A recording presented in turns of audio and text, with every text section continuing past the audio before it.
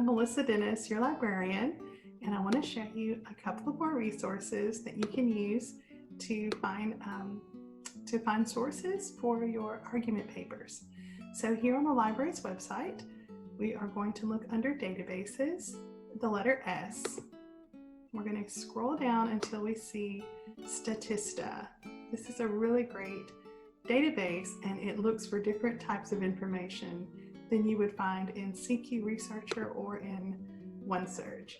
So Statista is a statistical database, and it looks for these one pieces of facts or information.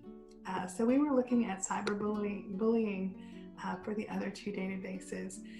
Today I read an article about this problem that happens in my community, which is library land, and it is with parents and teachers or principals trying to ban books in the schools. Banning books is still a problem that librarians face. So I thought we'd look that up today. So I'm just going to type in ban books. This is where, of course, you would type in your keywords or your issue that you're looking at for your argument topic.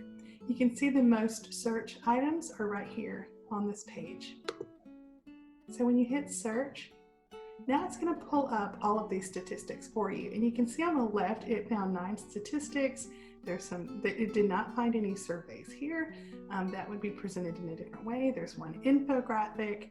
Sometimes there's reports that are really long and detailed, but especially if you're looking about something with an industry, finding a report here could be really helpful. If you're a business major, you may use Statista a lot. So if you scroll down, you can see the results that came up. It only found 10. When you're searching in Statista, the less words you type in, the better. So if we were looking at bullying, we would have just typed in bullying here. Okay, so it found some stats about people who believe in banning books. So you can see there's by racism, there's by LGBT. Let's click on this one. This happens a lot, especially in children's books. So the question they asked in this survey was, the share of adults who believe that books with LGBT themes should be banned in select locations in the United States in October of 2017. So be sure and check out how focused your statistic is before you try to use it. You don't want to skew your data. You don't want to say something that isn't here. So if you find something that would fit in your paper, maybe you're looking for a statistic to use or a piece of argument like this, this could be a really great database for that. So I can see the chart where it shows me how many people think this according to this survey. Looks like they polled 1,000 people. Now, who did the survey? Always check your source. Here you can see this is YouGov, and they give me a link to their page where I can go and look and find out more about them.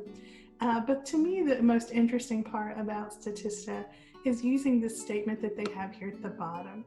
This kind of tells you exactly how you should phrase this, or it gives you a really good idea of how you could change some of these numbers to phrase it yourself. So for instance, if I was going to use this in a paper, I might say YouGov and have it the way they have it here. YouGov polled 1,000 adults in the United States in October 2017 to see where, if anywhere, books with homosexual or transgender characters should be banned. During the survey, 37% of respondents stated that books with these themes should be banned in elementary schools, because that's what it's showing here. Or if I was really looking at high school as my focus, or even college libraries, y'all, that is still a thing.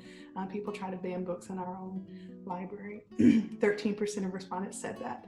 I guess the one that I would be most interested in as a librarian is the people who actually said that this shouldn't happen, that they support free reading. That would be none of these places. So that's 39%. It did get the most votes in this poll. So that's really good for me. So whenever you find something like this that you want to use the little quotation marks here on the chart. This will show you your APA style citation. You can change this to MLA. This is what you would want to copy and paste into your works cited page. Now, the only problem with Statista is there's no way to email this back to yourself. You can turn it into a PDF, you can turn it into a PowerPoint, but you can't email it back to yourself. So you will need to take the whole URL at the top of the page and copy and paste that into an email that you send yourself, or just bookmark this on your own computer. All right, so that is how to use Statista, and I hope that you use it a lot in your other papers as well. And I will see you next time.